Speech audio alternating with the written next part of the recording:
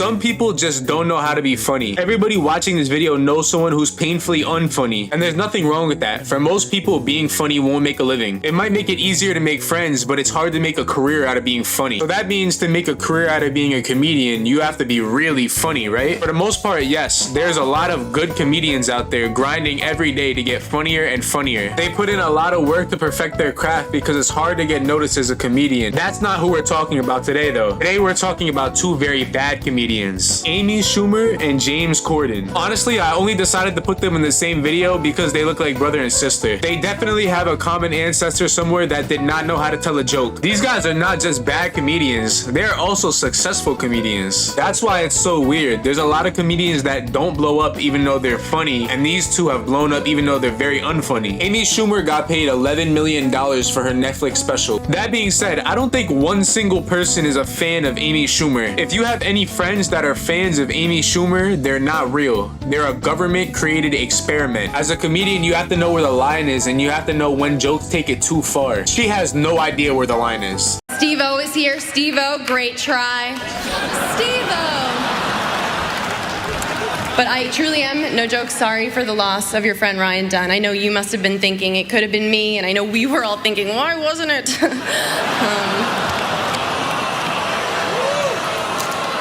Thank you.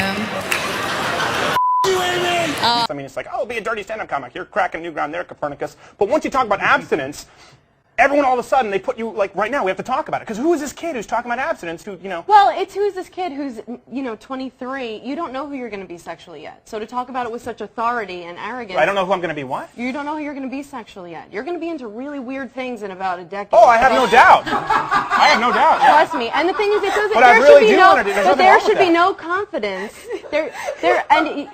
You slip by the dirty comedian thing, but honestly, you call yourself a comedian, but you don't do it that much. Like, I go fishing a couple times a year, but I don't introduce myself on TV as a fisherman. Wow. Well, it's not really personal for a concept about abstinence. The first clip was at the Comedy Central roast of Charlie Sheen. This took place in 2011, the same year that Ryan Dunn died. Not only did she say it in the same year that his friend died, giving him no time, she did it for no reason. The joke wasn't even funny. I think the rule in comedy is if you say something offensive, as long as it's funny, you can get away with it. She's like those kids in high school who say they like dark humor. In the second clip, she gets offended when someone calls her a dirty comedian, but most of her jokes are dirty jokes. And you have to like pretend like you want to use a condom. I like to say something fun when I bring it up, but honest, I'll be like, you're gonna want to wear this. I've had a busy month.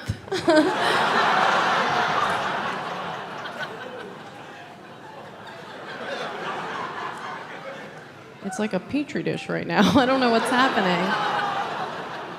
When Amy Schumer was young, she told people she wanted to become a comedian.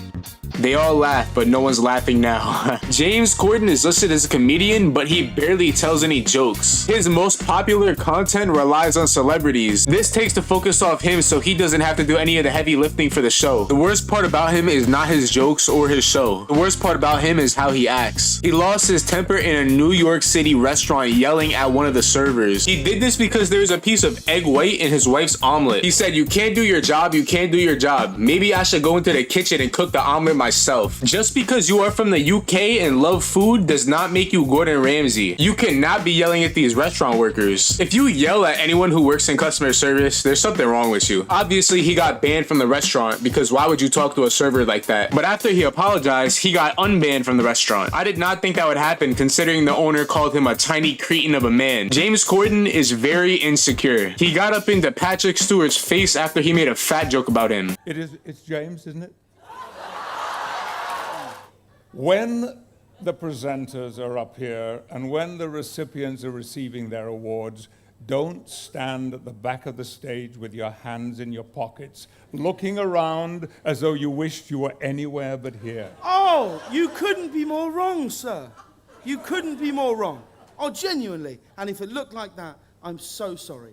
But when you come up and present an award, just get on with it. There we go. From where I was sitting, I can see your belly. And that was right over there at the back of the room. These people down here, you know.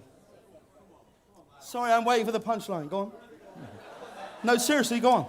Okay. No, go on. You can see my belly, and we can all see you dying right now. Let's go for it. Here we go. He handled this one like a true comedian, guys. He let the emotions get the better of him and he told a trash ass joke. I think that was an old joke, I'm not very sure. If people are not sure what the punchline of your joke was supposed to mean, your joke sucks. That clip really reminds me of Amy Schumer getting personal with Steven Crowder. It's a great example of what not to do as a comedian. Don't take jokes personal if you're in a field where jokes are your whole job. Amy Schumer gets paid a lot of money for her jokes. Like it or not, she's an industry veteran. Like I said earlier, Netflix paid her $11 million for her shitty special. Any other bad comedian in this situation would be thinking, oh my god, 11 million, I really just scammed them. Instead, she complained and she called them sexist. You might be thinking, how is that sexist? How is it sexist to receive $11 million from Netflix? She was mad that Chris Rock and Dave Chappelle got more than she did. She got paid less because she's not funny and no one wants to watch her. I am almost 100% sure videos ripping up Amy Schumer on YouTube get more views than her specials themselves. She told Netflix, I am worth just as much as Dave Chappelle or Chris Rock. Okay, let's look at the ratings for their specials versus her special. Dave Chappelle got just about a 70%, Chris Rock got a 6.6, and Amy Schumer got a 3.2. $11 million for a 3.2 sounds pretty good. When you do things such as lose your composure or give yourself a lack of accountability as a comedian, it brings down your image. Think about it. If someone you hate tells you a really good joke, are you laughing? You're not gonna laugh. You have to like the person that you're laughing with. When people watch James Corden's show, what do you think they're thinking? They're not thinking about how great and funny of a host he is. They're probably thinking about how he screamed at a server over a little bit of egg white in an omelet. Even if you are funny, it could get overshadowed very easily by your negative traits. No one wants to watch Adolf Hitler do stand-up. I'm not gonna lie, that would probably be really funny though. Obviously, I'm not saying these people are anything like Hitler in any way, shape, or form. I'm just using an extreme example to get my point across. But that's gonna wrap it up for today's video. Thank you for watching. Subscribe or you die.